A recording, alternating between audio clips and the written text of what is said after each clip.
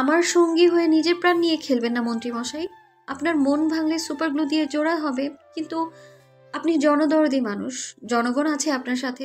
আপনার একটা মন ভাঙলে এই দেশের জনগণ ঠিক জোড়া লাগিয়ে দেবে, কিন্তু প্রাণ গেলে আনতে পারবেন না। এইটুকু বুদ্ধি নিয়ে নিশ্চয়ই রাজনীতিতে নেমেছেন আপনি। উফ, কি তেজ! এই তোমার মতো একটা তেজস্বিনী পায়নি বলে আমি এতদিন সিঙ্গেল ছিলাম। তবে এবার মনে হয় মা নিজের একমাত্র বৌমার মুখ দেখতে পারবে। সেই আশাতেই থাকুন। আশাতেই তো মানুষ বেঁচে থাকে, আগে নি আমি না হয় থাকলাম, তবে তোমাকে ছাড়া আমার চলবে না, এতটুকু জেনে রেখো। লজ্জা করছে না? দেশের মন্ত্রী হয়ে একটা মেয়ের পেছনে ঘুরছেন, লোকে কি বলবে? লোকে পাগল বলুক, মাতাল বলুক, আমি তোমার পিছু ছাড়বো না। কুয়োতে লাফ দিয়ে ডুবে মরুন, কিন্তু ফার্দার আমার পেছনে আসবেন না, মরে থাকে যেন। রাগে গজগজ করতে করতে মেয়েটি চলে যায়, আর ছেলেটি মেয়েটার যাওয়ার দিকে তাকিয়ে হাসতে থাকে। বিলাসবহুল কেবিনে পায়ের উপর পা তুলে বসে আছে আদ্রিয়ান আয়াস চৌধুরী। কেবিনে মৃদু আলো জ্বলছে, বেশি আলো আবার তার সহ্য হয় না। হাতে থাকা পেপার ওয়েট নাড়াতে নাড়াতে কিছু নিয়ে গভীর চিন্তায় আছে হয়তো। থাকারই কথা, দেশের মন্ত্রী বলে কথা। স্যার আসবো? হ্যাঁ, এসো বীর, কাজ হয়েছে? জি। হাতে থাকা ফাইলটা আয়াসের দিকে বাড়িয়ে দিতে উত্তর দেয় আয়াসের অ্যাসিস্ট্যান্ট বীর। স্যার, মেয়েটার নাম আরাফি ইবনাথ। জার্মানিতে পড়াশোনা শেষ করে সেখানে একটা নামী ভার্সিটিতে অধ্যাপনা করছেন। সম্ভবত কোনো কাজে দেশে এসেছেন, শেষ হলে যাবেন। মেয়েটার পরিবার? স্যার, মেয়েটার পরিবারের কেউ নেই, এমনটাই জানা গেছে। আর কিছু? স্যার, আমি খোঁজ নিয়ে জেনেছি ডাবিতে কোনো প্রজেক্টের কাজে এসেছেন। এই ডাবির পদার্থ বিভাগে কয়েকটা ছেলে মেয়ে নিয়ে প্রজেক্ট কাজ করছেন, আর টিম লিড দিচ্ছেন উনি। ওনার টিম মেম্বারদের থেকে খোঁজ নিয়ে জেনেছি মেয়েটি একটু গম্ভীর প্রকৃতির, কারোর সাথে কথা বলে না প্রয়োজন ছাড়া, স্টুডেন্টদের সাথেও রুড বিহেভ করেন। ইন্টারেস্টিং। স্যার, মেয়েটির অ্যাড্রেস আর টাইম টেবিল এই ফাইলের ভিতরে আছে। আচ্ছা, তুমি এখন আসতে পারো, বাকিটা আমি দেখে নেব। Okay sir. বীর কেবিন থেকে বেরিয়ে যাওয়ার কিছুক্ষণ ফাইলটা ঘেটে দেখে আয়াসও বেরিয়ে যায় বাড়ির উদ্দেশ্যে। অনেক রাত হয়েছে, মা অপেক্ষা করে আছে তার। আয়াস বাড়ি ফেরে 11টার দিকে। ততক্ষণে ডিনার সেরে সবাই যে যার রুমে গিয়ে আয়েশের মা আফসানা বেগম তখনও জেগে ছেলের আশায়। মা, তোমাকে কতবার বলেছে রাত জেগে অপেক্ষা না করতে, তুমি কেন কথা শুনছো না বলো তো? আহা, ছেলে বাইরে থাকবে আর মা নিশ্চিন্তে ঘুমিয়ে পড়বে। তোমার বাকি চাগুলো পড়ে না? ওদের কথা বাদ দে, হাত মুখ ধুয়ে খেতে আয়, আমি খাবার দিচ্ছি। আর আবির এখনো ফিরলো না কেন, কিছু জানিস? আবির এখনো ফেরেনি? তখনই হন্তদন্ত হয়ে চলে আসলো আবির।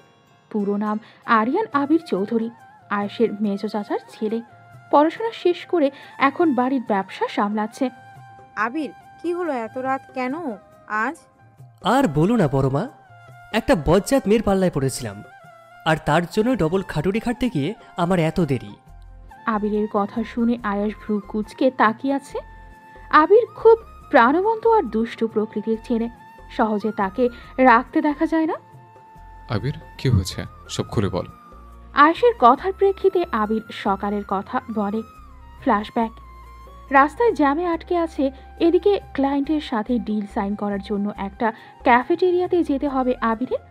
সময় কম, ক্লায়েন্টরা অপেক্ষা করছে বেশি, দেরি হলে আবার নেগেটিভ রিভিউ আসতে পারে। এই জন্যই আবির গাড়ি থেকে নেমে হাঁটতে লেগেছে ক্যাফে, বেশি দূরে না। তাড়াতাড়ি পৌঁছানোর জন্য দ্রুত গতিতে হাঁটছে আবির, যেন কোনো ঝামেলা না হয়। কিন্তু বিধিবাম, সেই ধাক্কা লাগলো একটা মেয়ের সাথে। মেয়েটাও ক্লাস ধরার জন্য একই পন্থা অবলম্বন করেছে, অতঃপর দুজনের এই সংঘর্ষ।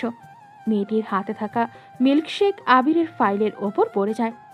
এই লোক, এই চোখ কি বইয়ের আঁচলের নিচে রেখে এসেছিস? দেখে চলে পারিস না? সরি। কিসের সরি? হ্যাঁ, কিসের সরি? রাখ তো সরি। আবির ভদ্রভাবে সরি বলেছে, কিন্তু এই মেয়ের এমন কথা শুনে আবিরের ওর টেম্পারেচার হাই হয়ে গেছে। ওর মাথা থেকে বের হয়ে গেছে যে তার একটা মিটিং অ্যাটেন্ড করতে হবে। তোমাকে আমি ভদ্রভাবে সরি বললাম, আর তুমি অভদ্রের মতো তুই তোকারি করছো কেন? এ মেয়ে, বয়স কত তোমার? দেখে তো মনে হচ্ছে এখনো স্কুলের গণ্ডিটাও পেরোতে পারোনি। এক্সকিউজ মি, আপনি অনার্স প্রথম বর্ষের ছাত্রী, বুঝতে পেরেছেন? ও মা, তাই?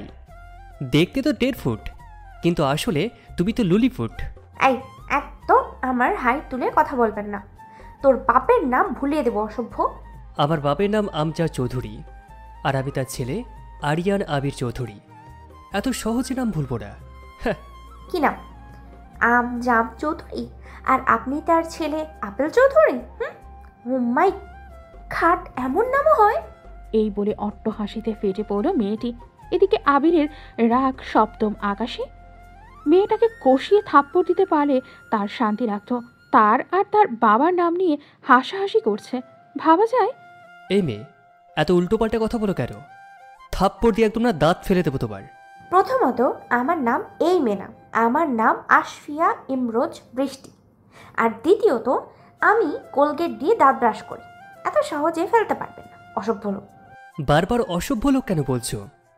আমি কি তোমাকে সস্তার হোটেলে নিয়ে গিয়ে দরাম করে দরজা বন্ধ করে দিয়েছি?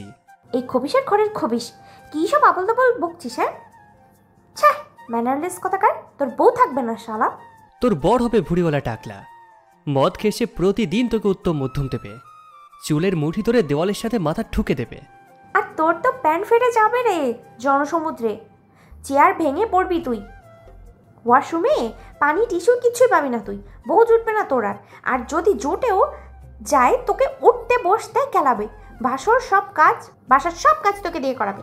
নিজের বাড়িতে কামলা খাটাবে তুই। তোকে তো আমি... তুই বল, কি করবি বল? আবির আর বৃষ্টির ঝগড়া মারাত্মক পর্যায়ে চলে গেলে রাস্তার লোকজন কোনো রকমে থামায়। অতপর একে অপরকে ক্ষিপ্ত চোখে দেখে দুজনেই স্থান ত্যাগ করে। অ্যাট প্রেজেন্ট আবিরের কাহিনী শুনে আয়াস ঘর কাঁপিয়ে হেসে ওঠে। আফসানা বেগম কোনো মতে হাসি থামিয়ে রেখেছে। ও দেখেছ, তোমার আদরের দুলাল কেমন মেয়েদের সাথে পায়ে পা লেগে ঝগড়া করছে? তাই তো দেখছি, মেয়েটা তো দেখছি সেই দুষ্ট। মেয়েটা দুষ্টু না বড় মা, ফাজিল, শয়তানের নানি একটা। ওর জন্য আমার জরুরি পেপার নষ্ট হয়েছে, আবার নতুন করে তা বানাতে হয়েছে এই রাত অব্দি। এই মেয়েকে আর একবার পাইলে না, আমি ছাড়বো না। তো কি করবে, জড়িয়ে রাখবে? ভাইয়া, লেকপুল করবে না, ভালো লাগছে না। দুই ভাইকে থামিয়ে হাত মুখ ধুয়ে খেতে আসতে বলে আফসানা বেগম। দুইজনই ভদ্র ছেলের মতো হাত মুখ ধুয়ে খেতে বসে। খাওয়ার সময়ও কম লেকপুল করেনি আয়াস আবিরকে। দুই ভাইয়ের খুনসুটির মধ্য দিয়ে খাওয়া শেষ করে যে যার ঘরে চলে যায় রেস্ট নিতে। সকাল হলেই দুইজনকে দৌড়াতে হবে, তাই কেউ আর কথা বাড়ালো না। মধ্যরাত চারিদিকে নিস্তব্ধতায় ছেয়ে আছে। কোথাও কোনো প্রাণের ছিটে ফোঁটাও নেই। যেখানেই চোখ যায় শুধুমাত্র অন্ধকারই চোখে পড়ে। নদীর পানির কল শব্দ হচ্ছে, বাতাসের শাসা ধ্বনি তো আছেই, মাঝে মাঝে ঝিঝি পোকার ডাক শোনা যাচ্ছে, যা কোনো সাধারণ মানুষের রক্ত হিম করতে সক্ষম। কিন্তু সে সব উপেক্ষা করে নিজের কার্য করতে ব্যস্ত আরাবি যেন সে নিজের মধ্যেই নেই। এই মধ্যরাতে নদীর তীরে নিজের মোমদানি যে গুটি কয়েক মোমবাতি জ্বালিয়ে মৃদু আলোতে রং তুলি দিয়ে ক্যানভাসে আঁচড় কাটছে সে। ছবিটা আঁকা হতেই তার চোখ জল জলে করে উঠল, যেন বিশ্ব তার হাতের মুঠোয়। ঠোঁট তৃপ্তির হাসি নিয়ে বলে উঠল, আপনাকে আমার রং তুলিতে সাজানোর ক্ষুদ্র প্রয়াস, অপ্রিয় লোক। ছবিটা একটা অতীব সুদর্শন পুরুষের। নীলচে ভাসা ভাসা চোখ, তার কপালে ছড়িয়ে এলোমেলো হয়ে পড়ে আছে চুলগুলো। বুকে জড়ানো একটা বই তার যেন অতি মূল্যবান তার নিকটে। আর সব থেকে নজর কাড়া তার ডার্ক রেড ঠোঁটে মৃদু হাসি। ছবিটা এত প্রাণবন্ত যেন ছেলেটি ক্যানভাস থেকে বেরিয়ে আসতে চাইছে। কতটা আবেগ নিয়ে এঁকেছে এই ছবি। এই পুরুষ কি শুধুই কল্পপুরুষ? এত সুন্দর কি শিল্পীর আঁকা ছবি ছাড়া কোনো পুরুষ হয়? ছবিটার দিকে এক দৃষ্টিতে তাকিয়ে আছে আরাবি। আপনার এক চিলতে হাসির বর্ণনা দিয়ে পুরো একটা মহাকাব্য লিখে ফেলা সম্ভব। আপনি কি সেই খোঁজ রাখেন, অপ্রিয় মানুষ? ছবিটা বুকে জড়িয়ে ধরে নদীর পানিতে পা ডুবিয়ে বসে রইল আরাবি, যেন দুনিয়াদারির কিছুতেই তার কিচ্ছু যায় আসে না। এই মধ্যরাতে এই ভয়ঙ্কর নিস্তব্ধ রজনীতে তৃপ্তি নিয়ে বসে আছে সে। জীবনের এক বিন্দু মায়া থাকলে এমন করা সম্ভব? এতটা লাফালাফি কেন তোর? যে কোনো সময় তো বুক ফুড়ে বেরিয়ে আসবে। একটা মায়ের জন্য এত লম্পট ঝম্পট কেন? বিরোধী দলের নেতাকর্মীরা শুনলে তো ঢাকঢোল পিটে সবাইকে বলবে মন্ত্রী নিজের রিচ সামলাতে পারে না, দেশ কি করে সামলাবে? কি সাংঘাতিক ব্যাপার! কথাগুলো নিজের বুকে হাত দিয়ে বুকের দিকে তাকিয়ে বলছে। ভাবটা এমন যেন সে নিজের হৃদয়ের সাথে কথা বলছে। কাক ভরে ঘুম ভেঙে গেছে আয়েশের। মূলত সে স্বপ্ন দেখেছে তার স্বপ্নকুমারী আরাবি ইবনাথকে। সেই থেকে তার এত অস্থিরতা। সামান্য এক সাধারণ মেয়ে যে তাকে এক রত্তিও দাম দেয় না, তার জন্য এত ব্যাকুল। কিছুদিন আগেও যার সাথে পরিচয় ছিল না সে আজ ঘুম কেড়ে নিচ্ছে, স্বপ্নে এসে হারা দিচ্ছে। এমন না যে আরাবি আহামরি সুন্দরী, ফিনফিনে পাতলা শরীর, ঘাড়ের একটু নিচ অব্দি সিল্কে চুল, কিন্তু সব থেকে নজর কাড়া তার গায়ের রং। ধবধবে ফর্সা না, ঈষৎ হলুদাভ রং যেন শরীর থেকে সোনালি আভা ছড়িয়ে পড়ে। হরিণী চোখ দুটো টলটলে ঝিলের পানির ন্যায়। ঠোঁটে হাসি তো কখনোই আয়াস দেখেনি, তবু এই নারীর প্রতি এত আগ্রহ। যেখানে আয়েশের পেছনে মেয়েরা লাইন দিয়ে পড়ে থাকে, সেখানে এই মেয়ে তার প্রতি রীতিমতো বিরক্ত। আরাবির সাথে আয়েশের দেখা পদার্থে একটা ল্যাবরেটরি উদ্ভাবনী অনুষ্ঠানে। সেখানে আরাবি আয়েশকে ফুল দিয়ে শুভেচ্ছা স্বাগতম জানায়, এবং সেই ল্যাবরেটরিতে প্রজেক্টের কাজ চালাচ্ছেন আরাবি এবং তার টিম। সেই অনুষ্ঠানের দিন থেকে আয়েশের ঘুম হারাম করে দিয়েছে ওই নারী। ওই রমণীর দৃষ্টি মারাত্মক। স্বয়ং আদ্রিয়ান আয়াস চৌধুরীকে নাড়িয়ে তুলেছে। যেখানে সবাই আয়াসের সাথে ভাব জমাতে ব্যস্ত, এক কথায় রীতিমতো তেল দিচ্ছে নিজ নিজ স্বার্থে। আর এই মেয়ের গা ছাড়া ভাব যেন তার কিছুতেই কিছু যায় আসে না। খুব দায়সারা ভাবে ফুল দিয়ে স্বাগতম জানিয়েছে, কিন্তু তারপর থেকেই উপেক্ষা আর অপেক্ষা করে চলেছে। পুরো অনুষ্ঠানে আয়েশের দৃষ্টি ছিল আরাবির ওপর, যার এই অনুষ্ঠানে কোনো আগ্রহ নেই। সে নিজের দুনিয়ায় নিজের ভাবনাতে ব্যস্ত। সেই অনুষ্ঠানের শেষে আয়াস তার অ্যাসিস্ট্যান্ট বীরকে আরাবির সমস্ত খোঁজ নিতে বলে, এবং একদিন মাঝরাতের স্বপ্নে আরাবিকে দেখে ঘুম ভাঙলে তৎক্ষণাৎ আরাবির নাম্বারে কল দিয়ে নিজের অবস্থার কথা জানায়। আয়াস যাতে বিন্দু মাত্র দ্বিধা ছিল না, এতটা অকপটে বলেছিল যেন নিজেরই প্রেমিকাকে প্রেমের বাণী শোনাচ্ছে। কিন্তু আরাবি সেই রাতে খুব ভদ্রভাবে আয়াসকে রিজেক্ট করেছিল। এরপর দিন গেলে আয়াসের পাগলামি বাড়লে আরাবির মুখ ঝামটা খেতে হয় আয়াসের। এখন তো রীতিমতো অপমান করে। সকাল 8টা, কিচেনে ব্যস্ত হাত চালাচ্ছেন আফসানা চৌধুরী। তাকে সাহায্য করছে দুইজন মেড। খাবারগুলো টেবিলে নিয়ে রাখছে তারা। এখনই সবাই খেয়ে বের হবে, তার চটজলদি কাজ সারতে হচ্ছে। আয়াসের ছোট বোন অন্তি, পুরো নাম আমিরা অন্তি, দ্রুত পায়ে নিচে এসে তার জন্য বরাদ্দকৃত চেয়ারে বসে খেতে দিতে বলছে। এমন না যে রোজ রোজ ভার্সিটি যাবে বলে এত তাড়াহুড়ো করে। যেদিন তার মনের মানুষের সাথে দেখা করার কথা সেদিনই করে। একে কে আবিরের ছোট বোন অদ্রিকা, আয়াসের ছোট চাচার দুই যমজ ছেলে আয়ান এবং আমান, দুজনই ক্লাস 10-এ পড়ে। দেখতে একদম রকম, বাড়ির লোক ছাড়া কেউ আলাদা করতে পারে না। এছাড়াও আয়াসের ফুপি আর তার ছেলে মেয়েরাও চৌধুরী বাড়িতে থাকে। তারা এখনো ঘুম থেকে ওঠেনি, তাই খেতে আসার প্রশ্নই ওঠে না। একে একে বড়টাও খেতে আসতো। আফসানা বেগম অভিজ্ঞ হাতে সবাইকে খেতে দিচ্ছে। যেই দেবতার যেই ফুল পছন্দ তাকে সেই ফুলে সন্তুষ্ট করছেন।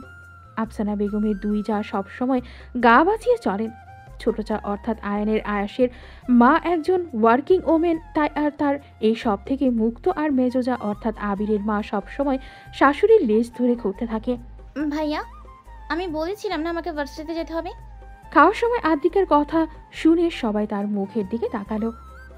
অদ্রিকা অনার্স প্রথম বর্ষের ছাত্রী। কিছুদিন আগে ভর্তি হয়েছে। তার সব প্রয়োজনে আয়াস না হলে আবির যায়। আয়াস একবার অদ্রির দিকে তাকিয়ে আবিরের উদ্দেশ্যে বলে, আবির, জি ভাইয়া। অদ্রি ভার্সিটিকে দেখে আসিস তো সময় করে, ওর কি দরকার? আমার যাওয়া হবে না। ওকে। হঠাৎ গমগমে কণ্ঠ পেয়ে চুপ হয়ে যায়। মূলত কথাটা বলেছেন আয়াসের দাদি জাহানারা চৌধুরী। বাড়ির কর্ত্রী সে এখনো, সবকিছু নিজের কন্ট্রোলে রাখে এখনো। গুরুজন হিসেবে সবাই তার কথা মেনে চলে সবসময়। আয়েশের দাদু আজমল চৌধুরীও বইয়ের কথায় যথেষ্ট কদর করে। মূলত সেই জন্যই সবখানে জাহানারা চৌধুরীর কথা চলে। তাই কথা না বাড়িয়ে চুপচাপ খেয়ে নিয়ে যে যার গন্তব্যে বেরিয়ে পড়ে। কিরে ননদিনী, তোর ভাই কোন চুলায়? অন্য কোনো বেডির লগে লটর পটর করছে না তো বেড়া? বৃষ্টি কথাটা বলে অদ্রিকে। পেছন থেকে তার শুনতে পেয়ে হতভম্ব আবির। এদিকে আবিরকে পেছনে দেখে বৃষ্টি একটু অবাকই হয়, কিন্তু মুহূর্তেই নিজের আপন সত্তায় ফিরে আসে। এই ঝগড়ুটে স্যার, কাল রাস্তায় ঝগড়া করে স্বাদ মেটেনি, আজ আবার ভার্সিটিতে বইয়ে ঝগড়া করতে এসেছেন? এই ফাজিল মেয়ে, নিজেকে কি ভাবো তুমি? হ্যাঁ, তোমার মতো ফাজিল মেয়ের সাথে ঝগড়া করতে আমি এখানে আসবো? নিজেকে এতটা গুরুত্বপূর্ণ মনে হয় তোমার? ঝগড়ুটে সার একটা, আপনি আমাকে ফাজিল মেয়ে বলছেন? তো তুমি ছাড়া আর কাউকে এখানে ফাজিল মনে হয়? বৃষ্টি আবিরকে কিছু বলতে যাবে তার আগেই অদ্রি চিৎকার করে উঠল। কি শুরু করেছো তোমরা? এটাকে ঝগড়া করার জায়গা? আর ভাইয়া তুমি ভাবি থুরি বৃষ্টিকে কি করেছি না? কি বললি অদ্রি? এই ঝাগড়ুটে সারটা তোর ভাই? তুই এতদিন নিজের ভাইয়ের নামে মিথ্যে প্রশংসা করে আমাকে ম্যানিপুলেট করেছিস? মিথ্যে কেন হবে? আমার ভাইয়া ভালো মানুষ। কত যে ভালো মানুষ কালকে জানা হয়ে গেছে আমার। শোন, আজ থেকে তোর ভাইকে নিয়ে আমার সাথে কোনো কথা বলবি না, তোকে আমি ডিভোর্স দিলাম। এই বলে বৃষ্টি গট গট করে হেঁটে চলে গেল। এদিকে আবির একের পর এক ঝটকা খাচ্ছে। তার বিয়ে হলো সে জানে না, আবার অজান্তেই বিয়ে কথা মেয়েটা আবার ডিভোর্স দিয়ে চলেও গেল। আদ্রি, এসব হচ্ছেটা কি? আসলে ভাইয়া কি আসলে নকলে করছিস? ঠিক ঠিক বল, কি ঘুট পাকিয়েছিস? ভাইয়া বৃষ্টির সাথে আমার ভার্সিটির প্রথম দিন পরিচয়। ও একটু দুষ্টু হলেও অনেক ভালো মেয়ে। ওকে আমরা এত পছন্দ হয়েছিল যে আমি ওকে ভাবি বানাবো বলেছিলাম। ও মজা করে রাজিও হয়ে যায়। এই নিয়ে আমরা টুকটাক মজা করি। বাহ, ওয়ান্ডারফুল। আমার বিয়ে হলো আর আমি জানলাম না। আবার সে মেয়ে আমাকে ডিভোর্স দিয়ে চলে গেল। ভাই শোনো, তুই শোন অদ্রি, ও যদি পৃথিবীতে একটা মেয়ে হয় তাও ওকে আমি বিয়ে করবো না, বুঝলি? এবার আবিরও গট গট করে হেঁটে চলে গেল। আর অদ্রি চাইয়াছে দেখতেই থাকলো। এখানে তার কী বা করার আছে? রাত 10টা আরাবি ল্যাবরেটরিতে বসে প্রজেক্টের রিপোর্ট দেখছে। যত দ্রুত সম্ভব এই প্রজেক্টের কাজ করে দেশ ছেড়ে চলে যেতে চায় সে। তার জন্য এই দেশে তা মোটেও সুখকর নয়। তৎক্ষণাৎ আরাবির ফোনটা বেজে উঠল। হ্যালো, নিজের পরিচয় দিন। আপনার ভাষ্যমতো অসভ্য মন্ত্রী বলছে। কি দরকার? দরকার তো তোমাকে কপি পেতে ফেলেছে। আপনি কি বুঝতে পারছেন না আমি আপনাকে কি বোঝাতে চাইছি? আপনার জন্য বিরক্ত হচ্ছি আমি। নিজের ব্যবহার সংযত করুন। রাত বিরাতে মেয়েদের ফোন দেওয়া কোন দেশের মন্ত্রীর কাজ হতে পারে না। আমাকে মন্ত্রী কেন ভাবছ? এখন মনে করো আপনি আমার পাগল প্রেমিক। শেষ? শেষ কি করে হবে সোনা? তুমি তোমার রাতের ঘুম কেড়ে নিয়েছ, বারবার স্বপ্নে এসে হানা দাও। এটা গণ্যমান্য মন্ত্রীর কি দশা করেছ ভাবতে পারছো? আরাবি কিছু না বলে খট করে ফোনটা কেটে দেয়। বেজায় বিরক্ত সে এই অসভ্য মন্ত্রীর প্রতি। কোন দেশের মন্ত্রী এমন হয়? অসহ্য। এদিকে আয়াস একটা সেমিনারে আছে। বিভিন্ন নেতা উপস্থাপক সব ভাষণ দিচ্ছে।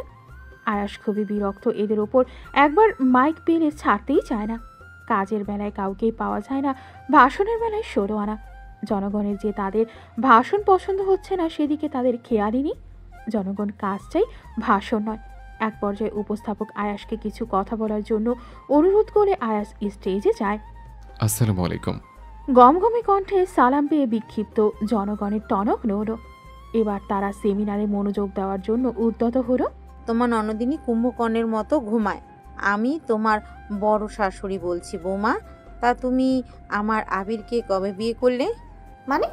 মানে তুমি তো এইমাত্র বললে মা ওদরি তোমার ননদিনী, তো সেই হিসেবে আমি তোমার বড় শাশুড়ি। আর তোমার নাম্বার ওদরির ফোনে ছোট ভাবি বলে সেভ। তার মানে দাঁড়ালো তুমি আবিরের বউ। আফসানা বেগমের কথা শুনে বৃষ্টি কিং কর্তব্য বিমূঢ়। মূলত সে অদ্রিকে ফোন করেছিল নবীন বরণের সাংস্কৃতিক অনুষ্ঠানে অংশ নিবে বলে, কিন্তু সে পুরনো অভ্যাস অনুযায়ী অদ্রিকে ননদিনী বলে ফেলে, যার জন্য এই পরিস্থিতির শিকার সে। বৃষ্টি আমতা আমতা করছে অদ্রির বড় মাকে সে কি বলবে। কি হলো বৌমা, কিছু বলো। আসলে আন্টি, আমি ভুল করে মিস্টেক করে ফেলেছি। আমি আপনাদের বৌমা না, আপনাদের ছেলেকে আমি গতকালই ডিভোর্স দিয়েছি। অদ্রি আর কিছু না বলে খট করে ফোন কেটে দেয়। এদিকে আফসানা বেগম ফোনের দিকে অসহায়ভাবে তাকিয়ে আছে। তার আবির বিয়ে করে ফেললো, সে জানলো না আবির ছেলে ডিভোর্স হয়ে গেল। এদিকে সে অজ্ঞাত। আবিরের থেকে এটা আশা করেননি বোধহয় উনি। আবির তার জায়ের ছেলে হলেও নিজের ছেলে থেকেও বেশি যত্ন নিয়ে তিনি আবিরকে বড় করেছে। এমনি আবিরও তার মায়ের থেকে বড় মায়ের নেওয়াটা। ছোট থেকে সব কথা বড় মাকে শেয়ার করে এসেছে বেস্ট ফ্রেন্ডের মতো। কিন্তু আজ কি করো সেই ছেলে? বিয়ে করে আবার ডিভোর্সও দিয়ে দিল। একা যদি তার নিজের ছেলে করতো তাও একটা কথা ছিল। তার নিজের ছেলেটা হারে বজ্জাত, কখনো কোনো প্রশ্নের উত্তর দিতে চায় না, হুটহাট কাজ করে চমকে দেয় সবাইকে। কিন্তু তার আদরের আবির এই কাজগুলো কলেজে থাকতে একটা মেয়ের সাথে রিলেশনে ছিল, তাও আফসানা বেগমের জানা। কিন্তু ছেলে বিয়ে করলো আর সে জানালো না। ছেলের কি এতটাই বড় হয়ে গেছে? মুহূর্তেই সহজ সরল আফসানা বেগমের চোখ ঝাপসা হয়ে এলো। সে ঠিক করে নিয়েছে শাস্তিস্বরূপ এই ছেলের সাথে 2 দিন কথা বলবেন না। বৃষ্টিকে চুপচাপ ফোনের দিকে তাকিয়ে থাকতে দেখে ভ্রু কুচকে তাকিয়ে আছে ফিহা। সেই ফোন কেটে বৃষ্টি এমন করে বসে আছে মূলত আজ অদ্রি কলেজে আসেনি, তাই দুজন মিলে অদ্রিকে ফোন করেছিল। ভার্সিটির প্রথম দিন থেকে 3টা একে অপরের সাথে জড়ে থাকে। 3টা বাদর পুরো ভার্সিটিতে বাদর নাচ করে। এক কথায় তারা আমির খানের 3 ইডিয়টস মুভির ইডিয়ট গণ। কি রে বৃষ্টি, মরে টরে গেলি নাকি? ও তাহলে বেঁচে আছিস? তাহলে এমন ভেটকি মাছের মতো ভ্যাটকাচ্ছিস কেন? দোস্ত মিস্টেক হয়ে গেছে। তুই তো সব সময় মিস্টেক করিস। এখন বল আসল কাহিনী কি? বৃষ্টি ফিহাকে সব খুঁড়ে বলতেই ফিহা গগন কাঁপিয়ে হেসে ওঠে। ওর হাসি থামছেই না, যেন জীবনের সব হাসি একবার হেসে তবেই মরবেও। ফিহার এত হাসি সহ্য হচ্ছে না বৃষ্টির। এই তোর এই বিদঘুটে হাসি বন্ধ করতে আমার সহ্য হচ্ছে না।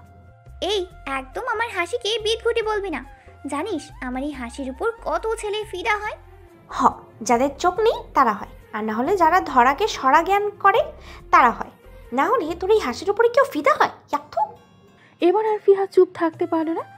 পায়ের থেকে জুতোটা খুঁড়ে বৃষ্টিকে মারতে উদ্যত হলে বৃষ্টি ওকে লবরঙ্কা দেখিয়ে ছুটতে শুরু করলো। বৃষ্টি পুরো ভার্সিটিময় দৌড়াচ্ছে আর তার পিছে ফিহা জুতো নিয়ে দৌড়াচ্ছে ওকে মারবে বলে। এদিকে ভার্সিটির সবাই হতবাক, এই প্রাইমারি স্কুলের বাচ্চারা ভার্সিটিতে কি করছে। এই দাঁড়াও, তোমরা কি করছো এইসব? সবাই দেখছে তো, থামো। বৃষ্টি আর ফিহা দুজনেই থেমে যায়। কথাটা বলেছে এই ভার্সিটির মাস্টার্স পড়ুয়া মেয়ে মাহমুদা সুলতানা। মাহমুদা একমাত্র সিনিয়র যার সাথে 3 ইডিয়টসের সখ্যতা আছে। তুল তো মাহমুদা স্ত্রী 3 ইডিয়টসকে র্যাগের থেকে বাঁচিয়েছিল, তারপর থেকেই মাহমুদার কথা শুনে চলতে চেষ্টা করে। ফিহা মাহমুদাকে দেখেই আপ্লুত হয়ে বৃষ্টির নামে নালিশ দিচ্ছে। মাহমুদা তা মনোযোগ দিয়ে শুনছে আর দুইজনকে বোঝাচ্ছে। রাত 10টা। আবির আর আয়াস দুইজনই বাসায় এসেছে। 2 ভাইয়ের কাজ কম থাকায় আজ তাড়াতাড়ি বাসায় চলে এসেছে। আফসানা বেগম মুখে কুলু পেটে দুইজনকে খেতে দিচ্ছে। বাড়ির সবার একটু আগে খেয়ে উঠে গেছে, তাই টেবিলে শুধু আবির, আয়াস আর আফসানা বেগম। আয়াস মাকে চুপ করে থাকতে দেখে একটু অবাক হয়। আফসানা বেগম সহজ সরল হলেও কথা বলতে শুরু করলে থামে না, আর আবিরের সাথে কথা তার শেষই হয় না। আজ 2 ভাইয়ের মধ্যে কাউকে জিজ্ঞেস করলো না কি লাগবে, খাচ্ছিস না কেন। কিন্তু আজ কি হলো কি? আম্মু, কি হয়েছে? কি হবে? কিছু হয়নি। আফসানা বেগমের কাটকাট জবাব শুনে এবার আবিরও বুঝলো কিছু একটা হয়েছে, না হলে তার বড় মা এমন অদ্ভুত বিহেভ করবে না। ও বড় মা! আমি কারো বড় মা না। আফসানা বেগমের কথা শুনে আঁতকে উঠল আবির। তার বড় মা এইসব কি বলছে? কারোর বড় মা মা না মানে? তাহলে সে কি কোনো ভুল করলো? আবির নিজের মায়ের থেকে বড় মাকে বেশি ভালোবাসে। বড় মা তার চাচি কম, বেস্ট ফ্রেন্ড বেশি। আর সেই বড় মা কি এইসব বলছে? ও বড় মা, হ্যাঁ আমি কি কোনো ভুল করেছি? এবার আর আফসানা বেগম চুপ থাকতে পারলেন না, কেঁদে উঠলেন সহসাই। 2 ভাই হতভম্ব হয়ে গেল, কি হচ্ছে এইসব? তাদের মা কাঁদে কেন? দাদি কি আবার কিছু বলেছে? এবার যদি ওই মহিলা কিছু করে তাহলে এবার তারা গুরুজন বলে তার ছাড় দিবে না। ও বড় মা, কাঁদছো কেন তুমি? খুব বড় হয়ে গেছিস তাই না? বড় মায়ের থেকে কথাও লুকাতে শিখে গেছিস? কি করে পারলি এত বড় কাজ আমাকে না জানিয়ে করতে? তুই প্রমাণ করে দিলি আমি তোর চাচি রয়ে গেলাম, বড় মা হতে পারিনি। আবিরের বুক কাঁপছে। বড় মা তার মায়ের থেকে ওপরে, কিন্তু সে কি এমন করলো যে তার বড় মা এইভাবে কাঁদছে? এদিকে আয়াস নির্লিপ্ত ভঙ্গিতে খেয়ে যাচ্ছে। সে অভ্যস্ত এইসব দেখে। তার আম্মু তার আদরের দুলালকে নিয়ে এইসব হর হামেশাই করে। বড় মা, আমি কি লুকিয়েছি তোমার থেকে? কিছুই তো লুকোইনি। কিছু লুকোসনি? তুই একটা মেয়েকে বিয়ে করলি, আবার তাকে ডিভোর্সও দিলি, আর আমি কিছুই জানি না? আজ অদ্রি ফোন না তুললে তো তাও জানতে পারতাম না। আয়াস পানি খেতে নিচ্ছিল, আম্মুর কথা শুনে খুক খুক করে কেসে দিল। আর আয়াসের মুখের পানি গিয়ে পড়ল আবিরের ওপর। আয়াস আবিরের দিকে অবিশ্বাসের নজরে দেখে বলে উঠল, ছোট, তুই আমার আগে বিয়ত্ত হয়ে গেলি? এত তাড়া তোর? আমার মাছ মধ্যে কিছুই রাখলি না। জনগণ কি বলবে এখন? ভাইয়া, একদম ড্রামা করবে না। আর বড় মা, তোমার কোথাও ভুল হচ্ছে। আমার বিয়ে, ডিভোর্স এসব কিচ্ছু হয়নি। কিন্তু অদ্রির ফোনে যে বড় মায়ের কথা সম্পূর্ণ করতে দিল না আবির। চিৎকার করে অদ্রিকে ডাকতে থাকলো। সব নষ্টের মূল এই অদ্রি। এই মেয়ের জন্য বড় মা তাকে ভুল বুঝল। আরেকটু হলে হার্ট অ্যাটাক করতো আবির। ভাইয়ের চিৎকার শুনে দৌড়ে নিচে এলো অদ্রি। এই কি হয়েছে, এবার ডাকছো কেন? তোর হাড্ডিগুলোকে ভেঙে আমি পাউডার করব। আর সেই পাউডার দিয়ে আমি দাঁত ব্রাশ করব। বুঝলি বেয়াদব মেয়ে একটা। মানে? মানে তোর আর তোর বান্ধবীর ভাবি ননদিনীর চক্করে বড় মা আরেকটু হলে আমাকে ত্যায্যপুত্র করতো। কি? জি। এবার বড় মাকে খুলে বলো সব, আমি বললে হয়তো বিশ্বাস করবে না। অদ্রি ভাইয়ের দিকে ভয় ভয় নজরে তাকিয়ে সব বলতে শুরু করলো। সব কাহিনী শুনে আফসানা বেগম হু হা করে হেসে উঠলেন। একটু আগে নাকি এই ভদ্রমহিলা কেঁদে কেঁদে চৌধুরী বাড়িতে বন্যা বয়ে আনছিলেন, আর এখন হেসেই কুল কিনারা পাচ্ছেন না। তোর সাথে রাস্তায় ঝগড়া করা সেই মেয়েটাই এই মেয়ে? তবে শুধু মেয়ে না, ফাজিল মেয়ে। যাই বলিস, আমার কিন্তু মেয়েটাকে দেখতে ইচ্ছে করছে খুব। আয়ান এতক্ষণ মনোযোগ দিয়ে সব শুনছে। অদ্রি আর তার মা আবিরকে লেকপুল করলেও ড্রামাবাজ আয়াস নির্লিপ্ত। হুট করে মায়ের দিকে অদ্ভুত নজরে তাকিয়ে বলতে লাগলো, আম্মু, আমি যদি হুট করে বউ নিয়ে চলে আসে তাহলে কি তুমি এমন মেলোড্রামা করবা? আয়াসের এক কথায় পুরো ডাইনিং টেবিলে নীরবতা ছেয়ে গেল। আফসানা বেগম তো রীতিমতো ভয় পেয়েছেন। এই ছেলের বিশ্বাস নেই, যা বলবে তাই করবে। কখন যে বউ নিয়ে চলে আসে তখন। ভাইয়া, তুমি লাভ ম্যারেজ করবা? না, থ্রেট ম্যারেজ। অদ্রিক কথার উত্তরে আয়াস এমন কিছু বলবে হয়তো কেউ ভাবেনি। আয়াসের একটা কথাই সবার মাথার ওপর বাজ পড়েছে। আফসানা বেগমের তো রীতিমতো প্রেশার হাই হয়ে গেছে। এই পর্যায়ে আবির চুপ থাকতে পারল না। ভাইয়া, থ্রেট ম্যারেজ মানে? আর তুমি হুট করে বউ নিয়ে আসবা কেন? তুমি যদি কাউকে পছন্দ করো তাহলে বাসায় তুমি বলো। যাকে পছন্দ করে যে আমাকে পাত্তাও দেয় না, সে আমার প্রতি রীতিমতো বিরক্ত। যদি সামনে যায় তাহলে অপমান করে, ফোন করলে মুখ ঝামটা মারে, যেন আমাকে জুতা দিয়ে পেটাতে পারলে তার শান্তি হতো। এই জন্যই থ্রেট ম্যারেজ করব। থ্রেট ম্যারেজ মানে হচ্ছে থ্রেট দিয়ে বিবাহ করা। আয়াস আর কিছু না বলে হেরে দূরে নিজের ঘরে চলে গেল। তার খাওয়া ইতিমধ্যে শেষ হয়েছে। এদিকে যে তার শ্রদ্ধেয় আম্মু আর ভাই বোন যে তার দিকে বিস্মিত হয়ে তাকিয়ে আছে সেদিকে তার খেয়াল নেই। এই মধ্যরাতে আরবি এক ধ্যানে তাকিয়ে আছে আকাশের দিকে, হয়তো কাউকে খোঁজার চেষ্টা করছে। মানুষ রাতের আকাশের চাঁদ তারা দেখতে ভালোবাসে। জ্যোৎস্নার দিনে অনেকেই শখ করে আকাশ দেখে, কিন্তু আরবি দেখছে অমাবস্যার ঘোর অন্ধকার। ব্যালকনির প্রাচীরের ওপর ভর দিয়ে পূর্ণ দৃষ্টিতে আকাশের ঘোর তমসা দেখছে। জানো আকাশ, আজ তোমার মতো আমার জীবনে অন্ধকার ছেয়ে আছে। কিছুক্ষণ পর সূর্য উঠবে, তোমার অন্ধকার দূর হবে, কিন্তু আমার জীবনের অন্ধকার কখনো দূর হওয়া নয়। আমি কি এতটা যন্ত্রণা ডিজার্ভ করি? ব্যাপার না, যতদিন প্রাণ আছে সহ্য করে যাব। আমার আবার ধৈর্য শক্তি অনেক বেশি, জানোই তো। এই যে তোমার আধারে সবাই কিন্তু সুন্দর শান্তির ঘুম দিচ্ছে, তাহলে আমি কেন পারি না? আমার কেন স্লিপিং পিল ছাড়া ঘুম হয় না? ঘুম কুমারীর ঘুম কেড়ে নিয়ে প্রকৃতি কি অনেক প্রশান্তি পাচ্ছে? তবে এই ভয়ঙ্কর একাকিত্বে আমার অনেক পছন্দের, জানো তো। এই অবিশ্বাসের শহরে আর কোনো মুখোশধারীকে বিশ্বাস করতে চাই না আমি। এই পৃথিবীর প্রত্যেকের থেকে দূরে থাকতে হবে। চৌধুরী বাড়ির ড্রয়িং রুমে আজ আলোচনার সভা বসেছে। সভায় চৌধুরী পরিবারের সবাই উপস্থিত থাকলেও নেই চৌধুরী ব্রাদার্স, আদ্রিয়ান আয়াস আর আরিয়ান আবির চৌধুরী। মূলত আলোচনা সভা ডেকেছেন চৌধুরী বাড়ির কর্ণধার আজমল চৌধুরী, অর্থাৎ আয়েশের দাদু। তিনি একসময় তুখোর রাজনীতিবিদ ছিলেন, একসাথে রাজনীতি সামলেছেন, আবার নিজের বাপদাদার ব্যবসাও দেখেছেন। পরবর্তীতে তার মেজো এবং ছোট ছেলে ব্যবসা এগিয়ে নিয়ে গেছেন। এখন আবিরও ব্যবসার হাল ধরেছে, কিন্তু অনেক বলে কইও ব্যবসামুখও করা যায়নি আয়াসের বাবা আহাদ চৌধুরীকে। সে একজন চিত্রশিল্পী এবং সিরামিক্স এক্সপার্টস। চিত্রশিল্পকলা বিভাগে পড়া কালে আফসানা বেগমের সাথে তার পরিচয় হয়। আফসানা বেগমও একই বিভাগে পড়তেন। সেখান থেকে তাদের প্রণয়ের সম্পর্ক হয়। পরবর্তীতে আফসানা বেগমের পরিবার তাদের সম্পর্ক না মানলে আহাদ চৌধুরীর হাত ধরে চলে আসেন তিনি। আফসানা বেগমের পরিবার তাকে ত্যায্য কন্যা করে এরপর থেকে তাদের সাথে আর কোনো সম্পর্ক নেই আফসানা বেগমের। এটা নিয়ে জাহানারা চৌধুরী এখনও খোঁটা দেয় আফসানা বেগমকে। বিয়ের পর আর আফসানা বেগমকে পড়তে দেয়নি জাহানারা বেগম, কিন্তু এখন নিজের স্বামীর প্রতিষ্ঠানে মাঝে মাঝেই যায়, সেখানে তুলিও ধরেন, সিরামিক্সের কাজও করেন।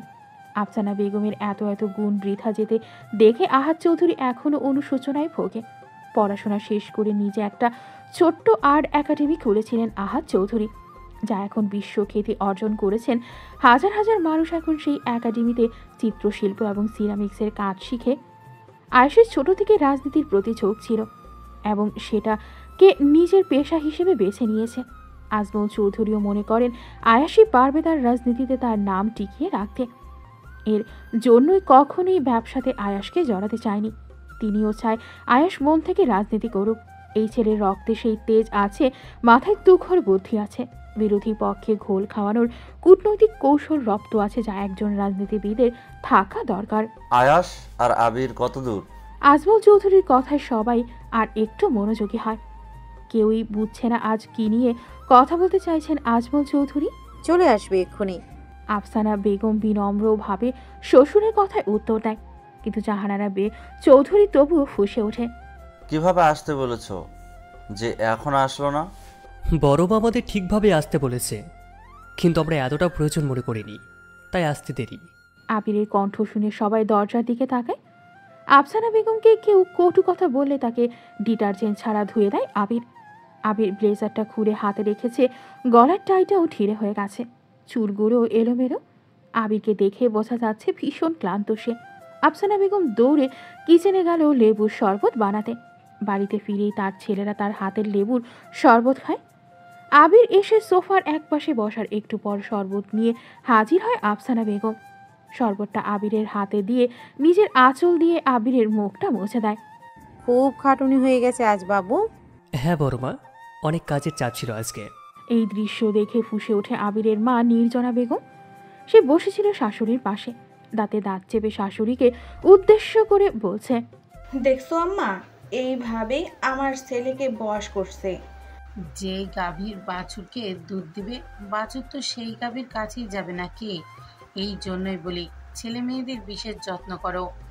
নির্জনা চৌধুরী জাহানারা চৌধুরীর বোনের মেয়ে, তাই নির্জনার প্রতি জাহানারা একটু বেশি সদয় হয়। তোমাদের নিজেদের ভেতর ফুসুর ফাসুর করার জন্য ডাকা হয়নি। আজমল চৌধুরী কড়া কণ্ঠ শুনে দুজনের কানাকানি স্থগিত হয়। তখনই আয়াস হন্তদন্ত হয়ে প্রবেশ করে ড্রয়িং রুমে। আম্মু, কে মারা গেছে বলো? তার জানাজা পড়ে দোয়া করতে করতে জান্নাতে দিয়ে আসে। আয়েশের আগমনে যতটা সবাই স্বস্তি পেয়েছে, অপেক্ষার প্রহর শেষ হওয়ার জন্য তার থেকেও বেশি স্তব্ধ হয়েছে এখন আজগুবি কথা শুনে। আহাদ চৌধুরী রীতিমতো ধমকে উঠলেন আয়াসকে। আয়শা, এটা কি ধরনের কথা?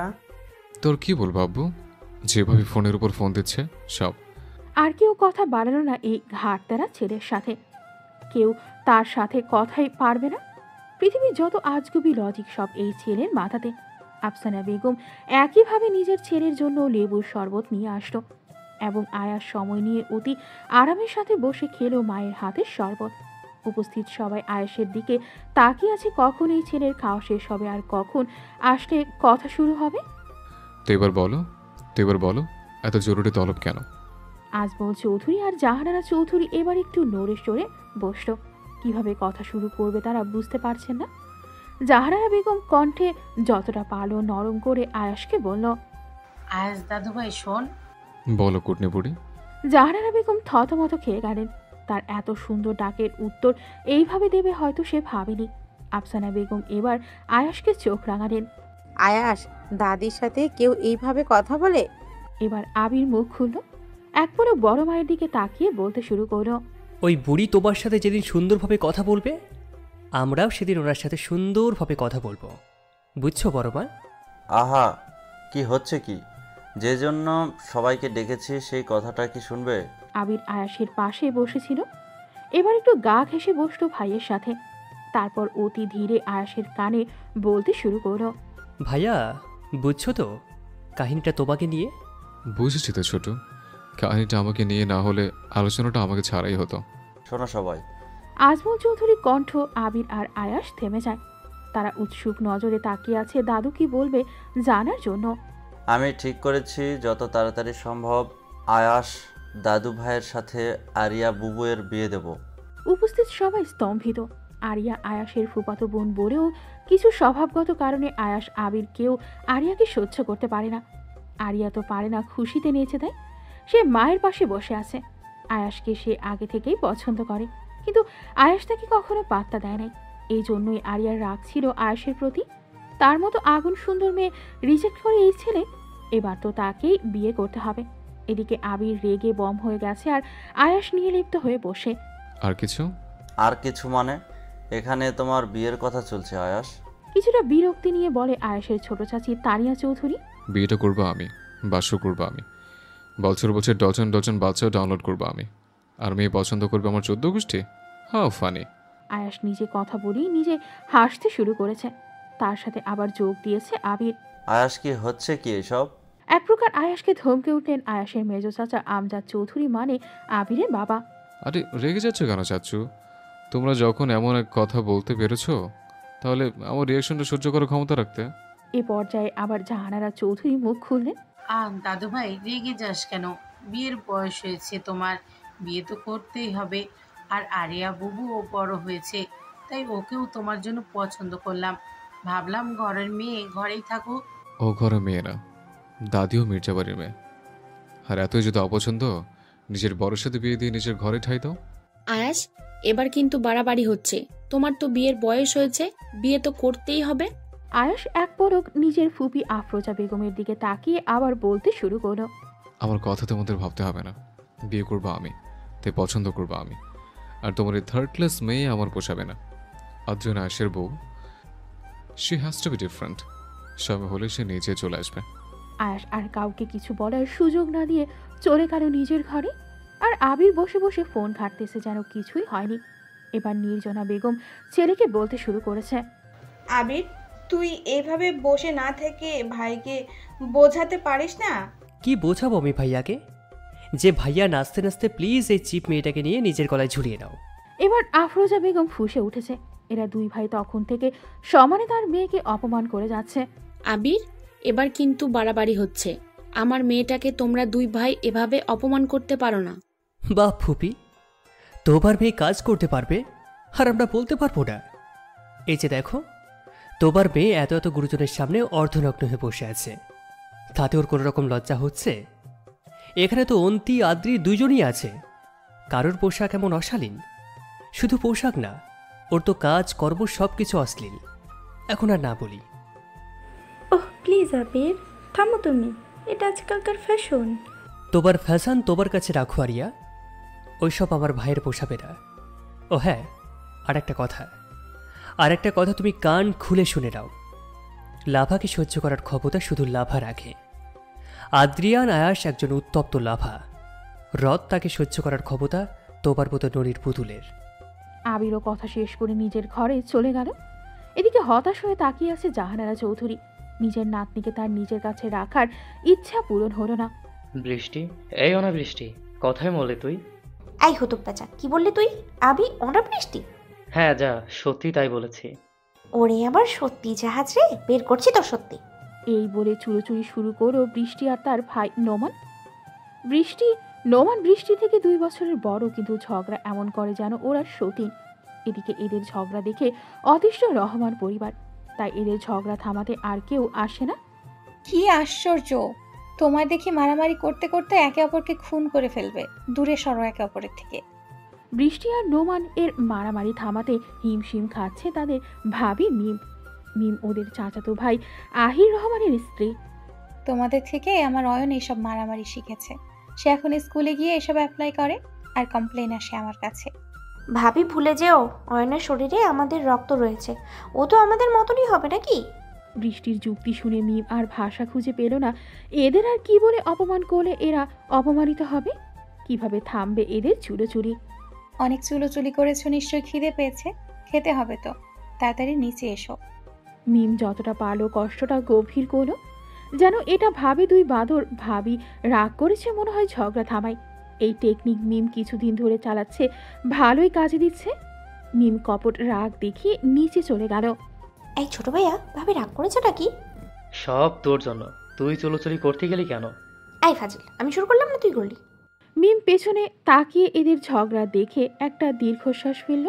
এরা কোনো দিনও শুধরাবে না। রাত 2টা, ল্যাম্পপোস্টের নিয়ন আলোয় পিচ ঢালা পথ ধরে আনমনে এগিয়ে যাচ্ছে আরাবি। মৃদু বাতাসে তার কাঁধের নিচ অবধি চুলগুলো দোলা খাচ্ছে। এই নিস্তব্ধ রজনীতে একা পথ চলছে এই রমণী। নিজের ভাবনার দুনিয়ায় ব্যস্ত সে। এই জাগতিক কোনো কিছুর খেয়াল তার নেই।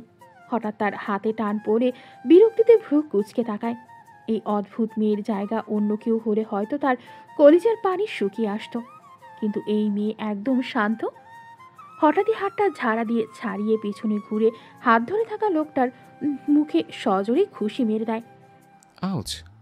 আপনি এত রাতে এখানে? এটা তো আমারও প্রশ্ন। তুমি এত রাতে এখানে একা কি করছো? জানো কত বিপদ হতে পারতো। আয়ুষ একটু কড়া কণ্ঠে কথাটা বলে। মূলত সে এখানে এসেছে বীরের ফোন পেয়ে বীরকে অনেক আগে থেকেই আরাবির পিছে লাগিয়ে রেখেছে। একা একটা মেয়ের এভাবে রাতে ঘোরাঘুরি করাটা বিপজ্জনক। আপনার আমাকে নিয়ে না ভাবলেও চলবে, আমি নিজেকে রক্ষা করতে জানি। দুটো ঘুষি মারতে জালে নিজেরও রক্ষা করা সম্ভব না। এটা তোমার জার্মানি নয়, এটা ঢাকা শহর। এখানে এত রাতে একা ঘোরাঘুরি করাও বড় বিপদের কারণ হতে পারে। আপনি আবার ভুল করছেন মিস্টার মিনিস্টার। জার্মান শহর আমার নয়, সেখানের গত 7 বছরের বাসিন্দা হলেও এই ঢাকা শহরের জন্ম থেকে শুরু করে 18টা বসন্ত পার করেছি আমি। আর একটা কথা, আমি এখানে দাঁড়িয়ে 2 মিনিটে আপনার 10টা হাড় ভাঙার ক্ষমতা রাখি মিস্টার মিনিস্টার, বুঝলেন তো? আরাবি নিজের কথা শেষ করে চলে যেতে নিলেই আয়াস আবার হাত টেনে ধরে। রাতে রীতিমতো কাঁপছে আয়াস, তার চোখ মুখ লাল হয়ে গেছে, কপালের 2 পাশের রগ ফুলে উঠেছে। বাড়িতে বিয়ে সংক্রান্ত ঘটনার পর থেকে এমনিতেই মেজাজ খারাপ, তার উপর এই মেয়ে তেরামি করছে। আয়াস আরাবিকে কিছু বলতে না দিয়ে টানতে টানতে গাড়ির কাছে নিয়ে গেল। গাড়িতে ওঠো, তোমাকে তোমার অ্যাপার্টমেন্টে পৌঁছে দিয়ে আসে। দাঁড়া, আমি বাসায় যাব। আপনাকে বললাম না আমি নিজেরটা দেখে নিতে পারবো। অযথা অধিকার দেখাতে আসবেন না, আমি এসব মোটেও পছন্দ করি না। আয়াস এবার আর নিজেকে সামলাতে পারল না। রাগে ক্ষোভে গাড়ির সামনের কাছে সজোরে থাবা বসিয়ে দিল। এতে আরাবির কোনো মাথা ব্যথা নেই, কিন্তু হঠাৎ আয়াসের হাতের দিকে চোখ পড়তে পুরো দুনিয়া কেঁপে ওঠে আরাবির। হাত পা অবশ হয়ে আসছে, মৃগী রোগীর মতো কাঁপাকাঁপি হচ্ছে, চোখ ঝাপসা হয়ে আসছে আরাবির। রক্ত! আয়াস আরাবিকে এই অবস্থায় দেখে স্তব্ধ হয়ে গেছে। তার কিছু যে বোধগম্য হচ্ছে না যে আরাবির হঠাৎ করে হলোটা কি। তাদের সম্পর্ক তো এখনো এমন পর্যায়ে যায়নি যে আরাবি তার এই রক্ত দেখে এমন রিয়্যাক্ট করবে। আরাবির অবস্থা ক্রমেই খারাপ হচ্ছে, জোরে জোরে শ্বাস টানার চেষ্টা করছে। চোখের সামনে বারবার এক দৃশ্য ভেসে উঠছে। দৃশ্যটা এমন, অফ হোয়াইট শাড়ি পরিহিত সদ্য যৌবনে পা দেয়া একটা মেয়ে, যার পুরো শাড়িতে রক্ত মাখামাখি, যে কাউকে একটা আঁকড়ে ধরে আছে। আরাবি মাথা চেপে ধরে নিচে বসে পড়েছে। আরাবিকে এই অবস্থায় দেখে আয়াস দিশেহারা প্রায়। Arabi, are you okay? কি হচ্ছে তোমার? শরীর খারাপ লাগছে? ওনাকে নিও না আমার থেকে, আমার কাছে ফেরত দাও, ছেড়ে দাও। কি বলছো আরাবি? কাকে কেড়ে নিচ্ছে তোমার থেকে? আরাবি আর কিছু বলতে পারল না, মুহূর্তে লুটিয়ে পড়ল আয়াসের বুকে। আয়াস বুঝতে পারলো আরাবি জ্ঞান হারিয়ে ফেলেছে। এক হাত দিয়ে আরাবিকে আগলে ধরে আরেক হাত দিয়ে ফোন বের করে আবিরকে কল করল। In the call. হ্যালো আবির, তাড়াতাড়ি সিটি হসপিটালে চলে আয়, আমি ওখানে যাচ্ছি। কিন্তু ভাইয়া, এত রাতে হসপিটালে সব ঠিক আছে তো? বাসায় তো সব কিছু ঠিক আছে, তাহলে হসপিটালে কেন? যা বলো হসপিটাল বলছে, তুই চলে আয়, আর কাউকে কিছু বলার দরকার নেই। আয়াস ফোন কেটে আরাবিকে করে তুলে গাড়িতে বসিয়ে হসপিটালের উদ্দেশ্যে বেরিয়ে পড়ল। হসপিটালের কেবিনের বাইরে দাঁড়িয়ে আছে আয়াস আর আবির। আয়াস রীতিমতো ছটফট করছে আরাবির অবস্থা জানার জন্য। ডাক্তার অনেকক্ষণ ধরে কেবিনের ভেতর চেক আপ করছে, এখন কোনো নিউজই দেয়নি। এদিকে আরাবির ভাইকে এই অবস্থায় দেখে একটু অবাক হয়েছে। তার ভাই কোন মেয়ের জন্য এইভাবে ছটফট করবে আবির হয়তো ভাবেনি। আয়ান সুদর্শন পুরুষ আর ধনী হওয়ার জন্য মেয়েরা লাইন দিয়ে তার পিছনে পড়ে থাকে, কিন্তু আয়াস সবসময় মেয়েদের থেকে দূরে থাকে। আগুন সুন্দরী মেয়েরাও আয়াসের থেকে পাত্তা পায়নি, সেখানে এই মেয়ের জন্য তার প্রাণ রীতিমতো যায় যায় অবস্থা। হঠাৎ ডাক্তার কেবিনের বাইরে বেরিয়ে আসতে আয়াস ডক্টরের সাথে কথা বলতে যায়। ডক্টর, আরবি ঠিক আছে তো? ওর কোনো কঠিন রোগ নেই তো? আপনি আগে শান্ত হন স্যার। আপনার কথা অনুযায়ী আর আমি পেশেন্টকে চেক করে যা অবজার্ভ করলাম, পেশেন্টের ব্লাড ফোবিয়া আছে, মারাত্মক রকম ব্লাড ফোবিয়া। Blood phobia? জি, ফোবিয়া অনেক রকম হতে পারে, তার মধ্যে ব্লাড ফোবিয়া একটি। এটাই পেশেন্ট রক্ত দেখলে প্রচুর ভয় পায়। এই ভয়, উদ্বেগ, অস্বস্তি থেকে রোগীর মাথা ঘোরায়, বমি, এমনকি এক পর্যায়ে অজ্ঞানও হয়ে যায়। প্রচণ্ড ভয় থেকে রোগীর প্যানিক ডিসঅর্ডার অ্যাটাকও আসতে পারে। এই ক্ষেত্রে রোগীটির মানসিক ক্ষতিও হয় অনেক। আর হয়তো উনি অনেক কাছের কাউকে বাজেভাবে রক্তাক্ত অবস্থায় দেখেছে, যেটা ওনার ব্রেনে টলারেট করতে পারেনি। ওনাকে ব্লাড থেকে দূরে রাখবেন। প্রচণ্ড ভয় থেকে ওনার প্যানিক ডিসঅর্ডার অ্যাটাক হয়েছে, হয়তো আগেও এমন হয়েছে, তবে ওনাকে সাবধানে রাখবেন, না হলে ভবিষ্যতে বড় কোনো ক্ষতি হতে পারে। কালকের দিন পর্যন্ত ম্যামকে হসপিটালেই রাখুন। ডক্টর নিজের কথা শেষ করে আয়াসের কাছ থেকে বিদায় নিয়ে চলে যায়। আবির ভাইয়ের দিকে তাকিয়ে আছে। এই মানুষটিকে এতটা বিচলিত কখনো দেখেনি আবির।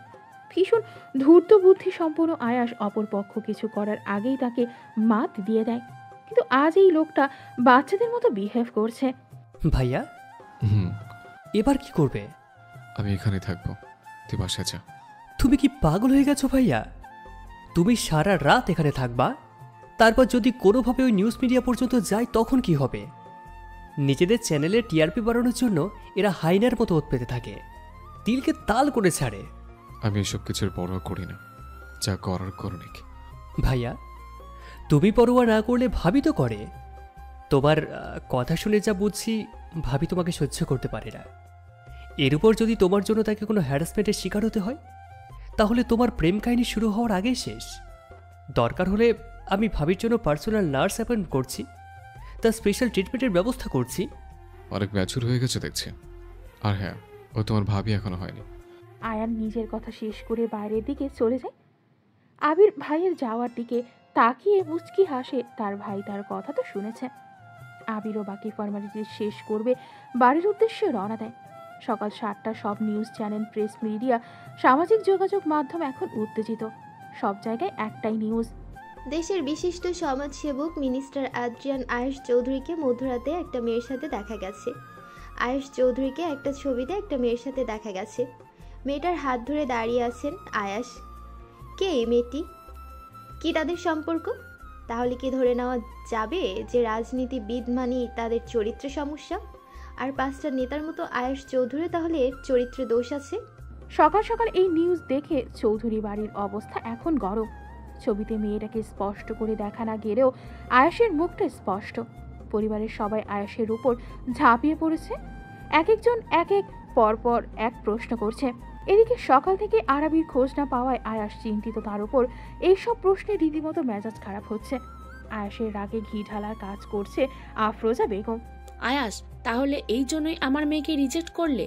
তোমার আগে থেকে একটা মেয়ে পছন্দ, আমাদের বলতে পারতে, তাহলে অন্তত এইভাবে হ্যারেস হওয়া লাগতো না। আমার কোনো মেয়েকে পছন্দ হলে তোমাদের কেন বলতে যাবো? ওয়াই? পছন্দ আমার, জীবন আমার, তাই আমাকে বুঝতে দাও। আফরোজা বেগম অপমানে কথা বলার খই হারিয়েছে।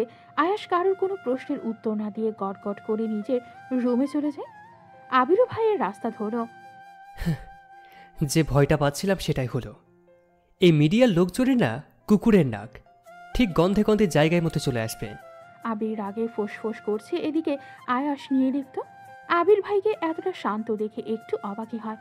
এই পরিস্থিতিতে কেউ এতটা শান্ত থাকে? লোকজন রীতিমতো তার চরিত্র নিয়ে টানাটানি করছে। ভাইয়া, কি ভাবছ? ভাবছি হাত ধরার পিক দেখে এরা এতটা রসলা খবর বানাচ্ছে, তাহলে বুকের উপর গড়গড়ি ঘর পিক দেখলে কি করবে? আবির ভাইয়ের কথা শুনে হতভম্ব ওর রীতিমতো কাশি উঠে গেছে। দিন দিন তার ভাই নির্লজ্জ হচ্ছে। হবু ভাবি ভাইকে ঠিক নামই দিয়েছে, অসভ্য মন্ত্রী। আবিরের কথা শুনে আয়াস ঘর কাঁপিয়ে হেসে ওঠে।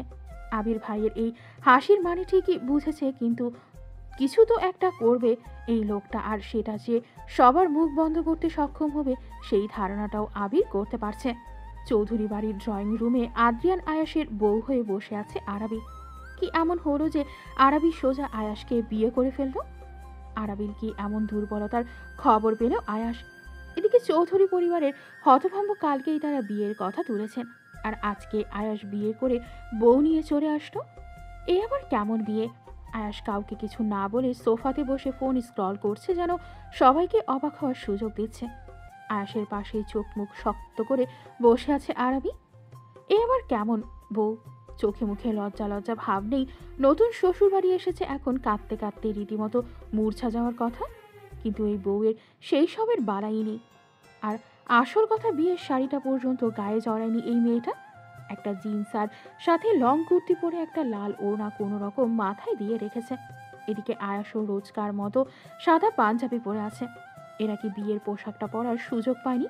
এদিকে আফসানা বেগম বাড়ি নেই, সেই সকালবেলা বরের সাথে তার একাডেমিতে গেছেন। সেখানে আর্ট এক্সিবিশন আছে। ছেলেকে নিয়ে রসালো নিউজটাও দেখেনি, হয়তো সেখানে চৌধুরী দম্পতি বিব্রতিকর পরিস্থিতির শিকার হয়েছেন। কিন্তু বাড়িতে এসে ছেলের বউ দেখলো নিশ্চিত মূর্ছা যাবে আফসানা বেগম। চৌধুরী বাড়ির সবাই ড্রয়িং রুমে উপস্থিত বল আজ আয়ান আমান এই দুই ভাইও বাদ পড়েনি। আজমল চৌধুরী এখনো কিছু বলেনি বড় নাতিকে। জাহানারা বেগম সেই থেকে একের পর এক প্রশ্ন করে চলেছেন। প্রশ্ন করতে বাদ রাখেনি আয়েশের দুই চাচা চাচি উন্তি অদ্রি। আয়ান আমান চুপচাপ শান্ত বাচ্চার মতো ব্যাপারটা বোঝার চেষ্টা করছে এখানে হচ্ছেটা কি। আর আবির সে তো আরেক ধাপ ওপরে, সে পায়ের উপর পাতুরে বসে চা খাচ্ছে। ভাবটা এমন যে কিছুই হয়নি, সে জানে এমন কিছু হতে চলেছিল, তাই ব্যাপারটা এখন এনজয় করছে। আফরোজা বেগম রাগে থরথর করে কাঁপছে। তার অমন সুন্দরী মেয়েকে রিজেক্ট করে এই মেয়েকে বিয়ে করেছে। নিজেকে আর ধরে রাখতে পারে না আফরোজা, চড়াও হলো আরাবির ওপর। এই মেয়ে নাম কি তোমার? পরিবারের ঠিক আছে তো? কি এমন ষড়যন্ত্র করে আয়াসের গলায় ঝুলে পড়লে? She is my wife. Treat her as a queen. Is that clear? শেষের কথাটা আয়াস একটু জোরে বলায় কেঁপে উঠল আফরোজা বেগম। এ পর্যায়ে বাড়ির কর্তা আজমল চৌধুরী মুখ খুললেন। আয়াস, এইসব কি হচ্ছে? হুট করে বিয়ে করার মানে কি? কোনো মানে নেই দাদু, মেয়ে পছন্দ হয়েছে, বিয়ে করে নিয়েছে। কালই না আমার বিয়ের জন্য উঠে পড়ে লেগেছিলে। সেই জন্যই এইভাবে বিয়ে করার কোনো প্রয়োজন ছিল?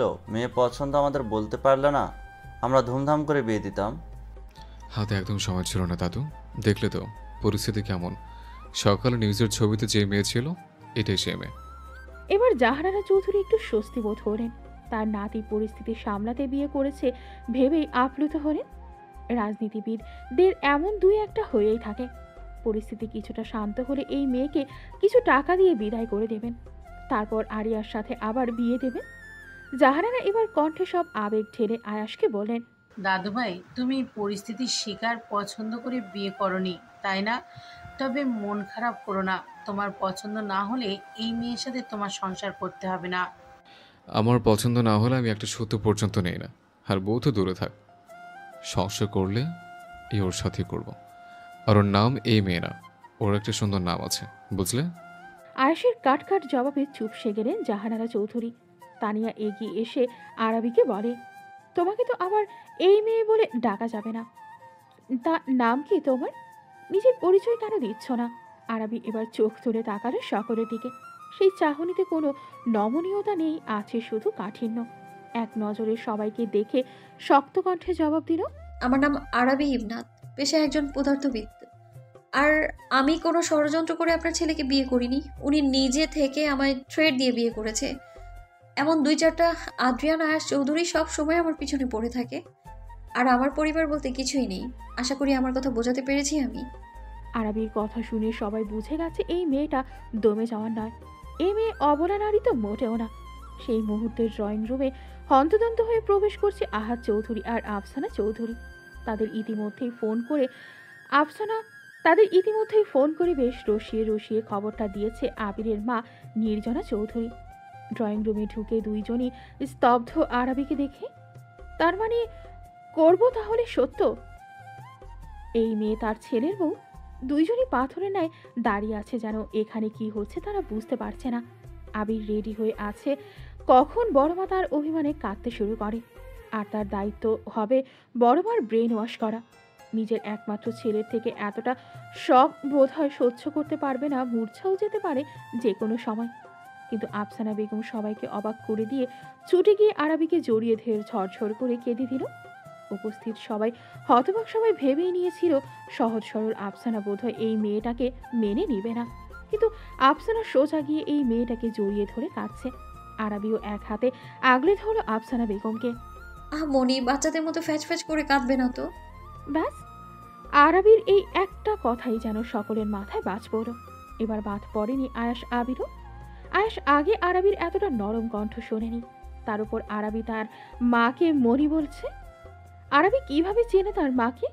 সে জন্মের পর থেকে তার নানুর কুলের কাউকে দেখেনি তার মায়ের সাথে তাদের সম্পর্ক না থাকায় তাহলে এই আরবি কে? এদিকে আফসানা বেগমের পাগলামি বেড়ে যাচ্ছে। সে আরবির পুরো মুখে চুমু থেরাপি চালাচ্ছে। কত খুঁজেছি সোনা তোকে আমরা, কোথায় চলে গেলি বলতো? মনির কথা একবারও মনে পড়েনি? কি অবস্থা এ তোর মা, কি হাল করেছিস নিজের? মনি শান্ত হও। কি করে শান্ত হব আমি? কোথায় চলে গেলি তুই সব ছেড়ে? তোকে আর কোথাও যেতে দিব না আমি, এইভাবেই জড়িয়ে রাখবো। আফসানা বেগম কোনোভাবেই শান্ত হচ্ছে না। আরবি কোনো রকম আফসানা বেগমের থেকে নিজেকে ছাড়িয়ে আহাদ চৌধুরীর কাছে গেল। আহাদ চৌধুরী আরবির 2 হাত নিজের হাতের মুঠোয় নিয়ে চুমু আঁকলেন। মিষ্টিমা। মিষ্টি মরে গেছে বাবাই, এখন যে বেঁচে আছে সে আরবি ইবনাথ। এবার আহাদ চৌধুরীও কেঁদে দিলেন। আফসানা বেগম আরবি এসে জড়িয়ে ধরল। তোমরা সমানে কেঁদে যাচ্ছ কেন? তোমরা না চাইতে আমি তোমাদের ছেলের বউ হই? হয়েছি তো, তাহলে এখন কেন কাঁদছো? এইভাবে চাইনি আম্মা, তোমাকে এতটা কষ্ট দিয়ে স্বার্থপরের মতো নিজেদের রাখতে চাইনি। আহাদ চৌধুরী নিজের কথা শেষ করে আবিরের মাথায় হাত রাখলেন। চৌধুরী পরিবার একের পর এক ঝটকা খাচ্ছে।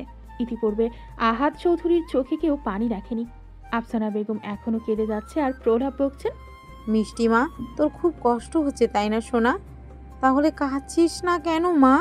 এভাবে নিজেকে পাথর কেন বানাচ্ছিস? কান্নার পায় না মনি, কষ্ট তো হচ্ছে। সারা জীবন এই মানুষটাকে কিভাবে সহ্য করবো আমি বলো তো? আরবি হাতের আঙুল দিয়ে ইশারা করলো আয়াসের দিকে। এদিকে আয়াস সারা জীবন অন্যদের চমকে দিয়ে আজ নিজে এই চমক সহ্য করতে পারছে। তার বাবাকে আরবি কি করে চেনে? আর আরবিকে তার বাবা মা মিষ্টি কেন ডাকছে? আফসানা বেগম একবার আয়াসের দিকে তাকিয়ে আবার আরবিকে বলে, তুই ওর কথা কেন শুনতে গেলি? কেন করলি এই বিয়েটা? কি করব বলো তো মনি? তোমার ছেলে থ্রেড দিতে দিতে এমন পর্যায়ে চলে গেছে যে আমার স্রোতকে নিয়ে টানাটানি করছে। আর তুমি তো জানো স্রোতের ওপর কোনো বিপদের ছায়াও আমি সহ্য করব না। আহাদ চৌধুরী এবার রেগে গেলেন বোধ হয়। সে একটু গম্ভীর কণ্ঠে বললেন, তুমি এই বেয়াদব ছেলেকে ছাড় কেন দিলে আম্মা? এত দুঃসাহসের জন্য কঠিন শাস্তি দিতে। উনি ঠিক 3টা কারণে বেঁচে গেছেন বাবাই। প্রথমত, ওনাকে দেখতে সায়রের মতো। এতটা মিল কি করে হয় দুজন মানুষের? দুজনেরই চোখ একই রকম, হাসলে দুজনকেই একই রকম লাগে। ওই চোখ, ওই চাহনি, ওই নেশা, হাসির নেশা ছিল একসময় আমার। তাই ওই চোখে যন্ত্রণা দেখতে পারতাম না। দ্বিতীয় কারণ, আপনি গুরুজি, আপনি আমার শিক্ষাগুরু। তাই আপনার ছেলেকে বাঁচিয়ে রেখে আমি আমার শিক্ষাগুরুকে গুরু দক্ষিণা দিলাম। তৃতীয় কারণ, উনি আমার মনির সন্তান। ওনার একটুও কষ্ট হলে তার থেকে দ্বিগুণ কষ্ট মনি পাবে। তাই আমি কিছুই করতে পারিনি। নাহলে বিশ্বাস করো বাবাই, ওনার কলিজা বরাবর ছুরি চালাতে আমার একদম হাত কাঁপতো না। আরবির কথা শুনে সবার রীতিমতো মাথা ঘুরছে। আফসানা বেগম ধীর পায়ে এগিয়ে গেলেন ছেলের দিকে। আয়েশকে কিছু বলার সুযোগ না দিয়ে সপাটে 2টো চর বসিয়ে দিল। তুই আমার ভেঙে যাওয়া মেয়েটাকে আরো ভেঙে গুড়িয়ে দিলি। এর জন্য কোনোদিনও ক্ষমা করব না তোকে। সবাই একটা ঝটকা খাচ্ছে। আফসানা বেগম কোনোদিনও তার সন্তানদের গায়ে হাত তোলেনি, কিন্তু আজ এই মেয়ের জন্য নিজের এত বড় ছেলেকে সবার সামনে চর মারল। এইটাও বোধ হয় কারোর সহ্য হচ্ছে না। কে এই মেয়ে? এই মেয়ের জন্য এত দরদ আফসানা আর আহাদের? বউ থেকেও না থাকার কষ্ট আপা क्या জানে আবির বাবু, ये तो सिर्फ मैं जानती हूँ। নাক টেনে কথাটা বলল আয়াস। ভাবটা এমন যে পৃথিবীর সব দুঃখ কষ্ট আল্লাহ তার উপর ঢেলে দিয়েছে। এই দুঃখে 1 গ্লাস পানিতে ডুবে মরে যাবে সে। আবির বিরক্ত নিয়ে তাকিয়ে আছে ভাইয়ের দিকে। এই সিরিয়াস মুহূর্তে এমন ফান কে করতে পারে? আয়াস আর আবির বিয়ের 2 দিন হয়ে গেছে। চৌধুরী বাড়ির পরিবেশ কিছুটা স্বাভাবিক হলেও স্বাভাবিক হয়নি আফসানা বেগম আর আয়াসের সম্পর্ক। আবিরের সাথেও কথা বলছেন না আফসানা বেগম, কারণ আয়াসের সব কাজে সঙ্গী হিসেবে আবির সব সময় থাকে। যেমন রাজা বিক্রমের গলায় ঝুলে থাকতো বেতন। আয়াস আরবিকে এক ঘরে থাকতে দেয়নি আফসানা বেগম। তার ধারণা আয়াসকে যতবার দেখবে আরবির কষ্ট তত বেড়ে যাবে। তিনি আর কিছুতেই আরবিকে কষ্ট দিতে দেবে না। কিন্তু আরবিকে দেখে মনে হয় না ওর কোনো কষ্ট হচ্ছে বলে। এদিকে বড় মা কথা না বলায় আবিরের প্রাণ যায় যায় অবস্থা। তাই ঘরে দরজা বন্ধ করে চৌধুরী ব্রাদার্স আলোচনাতে বসেছে। সাথে আছে আয়াসের অ্যাসিস্ট্যান্ট বীর। 3জন কিছুতেই কিছু সুরাহা করতে পারছে না। এদিকে আয়াসের এমন আজগুবি কথাতে আবিরের মেজাজ খারাপ হচ্ছে। ভাইয়া তুমি কি একটু সিরিয়াস হতে পারো না? আমাকে দেখে তোর কোন দিক থেকে মনে হচ্ছে ছোট যে আমি সিরিয়াস না? ভাইয়া তোমার ড্রামা থামাও প্লিজ, কাজের কথায় আসো। আসলাম। এই বলে আয়াস খাটের উপর পা তুলে মুখে হাত দিয়ে বসে পড়ল। আবির বিরক্তিতে একটা দীর্ঘশ্বাস ফেলল, তাই ভাই কোনোদিনও শুধরাবে না। এবার বীর বলতে শুরু করলো, ম্যামকে আপনার বাবা মা কি করে চিনেন স্যার? এটা আসল কথা। বীরের প্রশ্নের উত্তরে আবির বলে, শুধু চেনে না, প্রচণ্ড ভালোবাসে। বড় মা কোনো দিনও আমাদের কারোর গায়ে হাত তোলেনি, কিন্তু ভাবিকে থ্রেড দিয়ে বিয়ে করায় ভাইয়ার গায়ে হাত তুলেছে। আমার সাথে কথা বলছে না, ইনফ্যাক্ট তাকাচ্ছেও না। বড় বাবাকে কোনোদিনও আমি কাঁদতে দেখিনি, কিন্তু ভাবির জন্য সেদিন ওইভাবে কাঁদল। কি সম্পর্ক হতে পারে? আয়াস এবার একটু নড়ে চড়ে বসল। সে 2 দিন যাবৎ এটা নিয়ে ভেবেছে, কিছু একটা হয়তো হিন্ট পেয়েছে। আমার ওয়াইফই রহস্যে ভরা, ওর রহস্য উন্মোচন করতে পারলে 90% কাজ হয়ে যাবে। মনে আছে আরবি আব্বুকে বলেছিল আব্বু ওর গুরু, তার মানে ও আব্বুর ছাত্রী। আব্বুর আর্ট একাডেমিতে গেলে অনেক কিছু জানা যাবে।